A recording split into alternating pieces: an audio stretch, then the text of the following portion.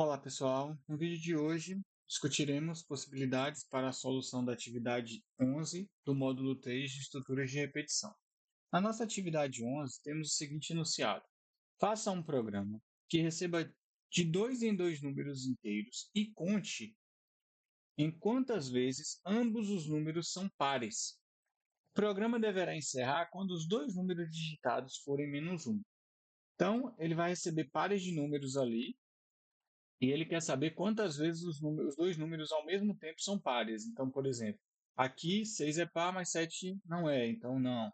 Aqui os dois são ímpares. Aqui os dois são pares, então uma vez. Aqui eu tenho um menos um de um lado, mas eu tenho um do outro, então não faz o laço parar. Aqui eu tenho dois pares, então duas vezes. Depois menos um e um, também o laço não para. E aí ele só para quando tiver menos um. Então, antes da gente pensar em como verificar se o número é par e fazer essa contabilização, a gente precisa saber como é que a gente vai fazer essa entrada dos dados, né? Então, ele fala que eu vou pegar dois números inteiros. Então, vou colocar aqui x e y. Vou criar duas variáveis, x e y, e vou pegar essas duas variáveis. E aí a gente sabe que esse x e y vai fazer parte de uma sentinela, né? Porque os dois valores, eles fazem parte da condição de parada. Então, eles vão seguir a regra de sentinela, que é pega os valores antes, condição de parada, e pega os valores depois, ou no final do laço, né? E aí, como vai se dar na minha condição de parada? Nesse caso, eu quero parar quando os dois números forem tiverem um valor menos 1. Então, enquanto x for diferente de menos 1, y for diferente de menos 1, eu vou rodar.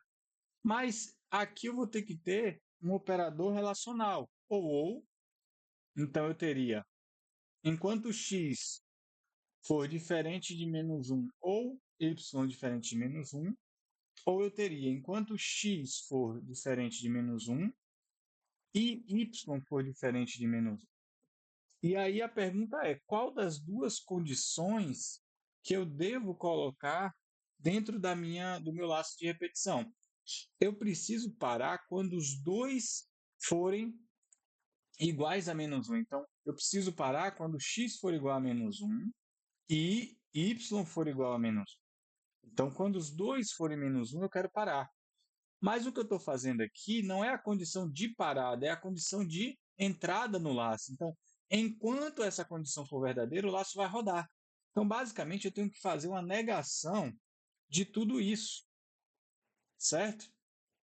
Então, quando eu nego o igual, eu aplico o diferente. Então, enquanto x for diferente de menos 1 e y for diferente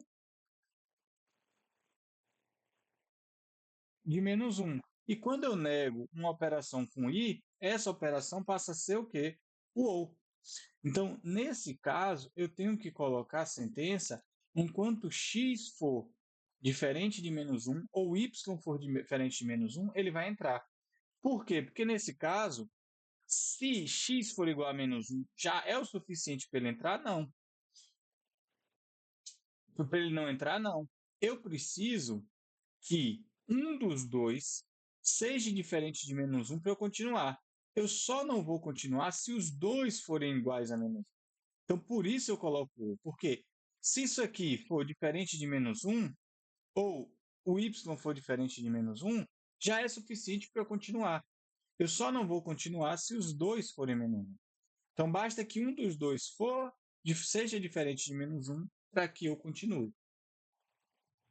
E aí, se a gente compilar e executar, né, a gente vai ver que, ó, se eu colocar 1 e 1, ele vai pedir o próximo número. Menos 1 e 1, ele vai pedir o próximo número. 1 e menos 1, ele vai pedir o próximo número. Se eu botar menos 1 e menos 1, aí ele para. Então, veja que ele só vai parar quando os dois forem menos 1. Quando um for diferente de menos 1 ou o outro for diferente de menos 1, ele vai continuar. Então, o ideal para resolver essa questão é usar o ou. Se a gente fizer uma análise, né, fazendo uma simulação aqui com valores, então tenho aqui o valor de x e tem um valor de y. Tem as duas variáveis, né? Vamos colocar valores aqui dentro delas. Então, se x é 1 e y também é 1, ele vai falar: x é diferente de menos 1? É, vai dar verdadeiro. Então, se isso aqui for verdadeiro, lembra lá da nossa tabela de verdade? Então, quando eu tenho ou, basta que um lado seja verdade, que a sentença já vai ser verdadeira. Então, esse lado é diferente de menos 1? É. Então, já vai dar verdadeiro e ele já vai entrar, independente do valor de y. Então, se x for verdade, for igual a 1, vai dar verdadeiro esse lado, e aqui também vai dar verdadeiro, porque o y também é 1. Então, ele vai entrar. Se o x for menos 1, ele vai olhar, x é diferente de menos 1? Não, vai dar falso. Só que y é diferente de menos 1? É. Então, esse lado vai dar verdadeiro, falso ou verdadeiro, vai dar verdadeiro. Agora, se o x for 1 e o y for menos 1, a mesma coisa. X é diferente de menos 1? É. Então, esse lado já é verdadeiro. Y é diferente de menos 1? Não. Dá falso. Só que verdadeiro ou falso vai dar verdadeiro.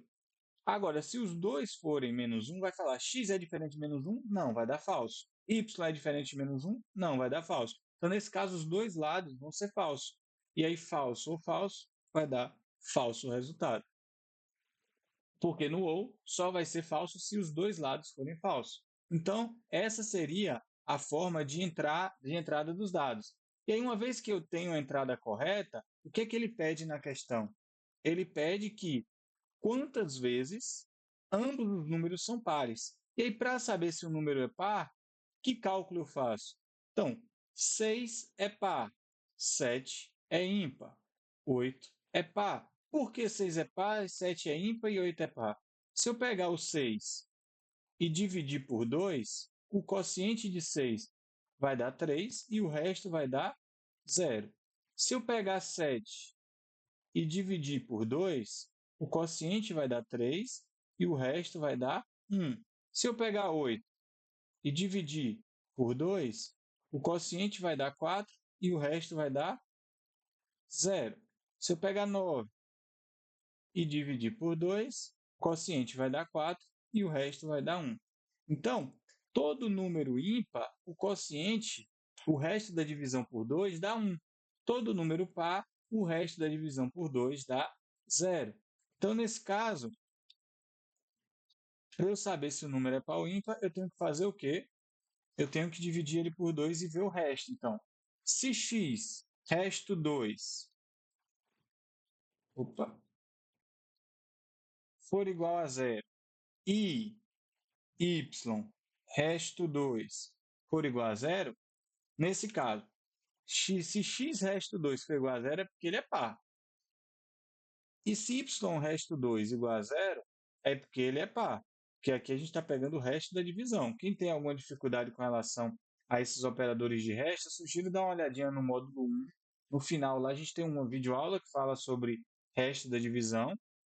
E a gente tem também algumas atividades lá no final da lista que são sobre resto também. Então, seria bom dar uma olhadinha para sanar qualquer tipo de dúvida. Então, nesse caso, o resto da divisão, quando eu uso o porcento, eu só estou pegando o resto. Quando eu pego o barra, só estou pegando o quociente. Por quê? Porque x é um inteiro e 2 é inteiro. Então, nesse caso, quando eu tenho dois valores inteiros sendo divididos, ele só considera o quociente. E quando eu uso o porcento, ele considera apenas o resto.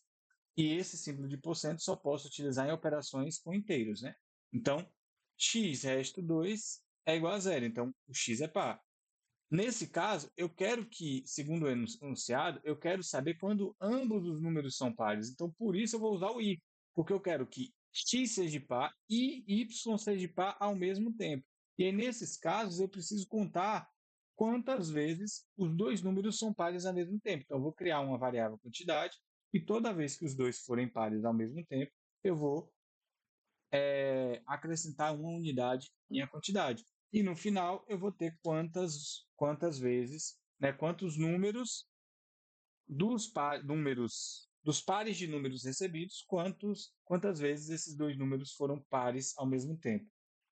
ou para não ficar tão em duplo sentido, né? Quando a dupla de números, em quantas duplas de números que foram recebidas, os dois eram pares ao mesmo tempo. Então, vamos exibir no final o resultado, aquela quantidade.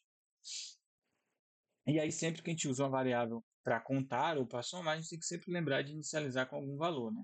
Nesse caso, o valor apropriado seria zero, porque inicialmente não tem nenhum número, nenhum conjunto dos dois números é pares. Então, 7, 6, 5, 9, 2, 4, 1 menos 1, 8, 16, menos 1, menos 1, menos 1. Então, veja que o resultado foi 2. Se eu não tiver nenhum conjunto par, ele vai exibir o valor inicial ali da quantidade, que foi zero. E o terceiro e último aqui, exemplo,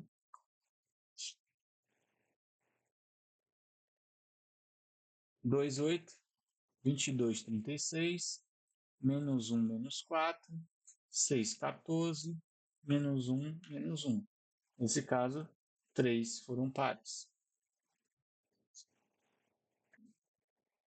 E aqui a gente vê que nesse problema ele pediu especificamente para parar com menos 1 e não com números negativos, né? Então por isso que te usou especificamente diferente de menos 1 e não x maior ou igual a zero ou y maior ou igual a zero.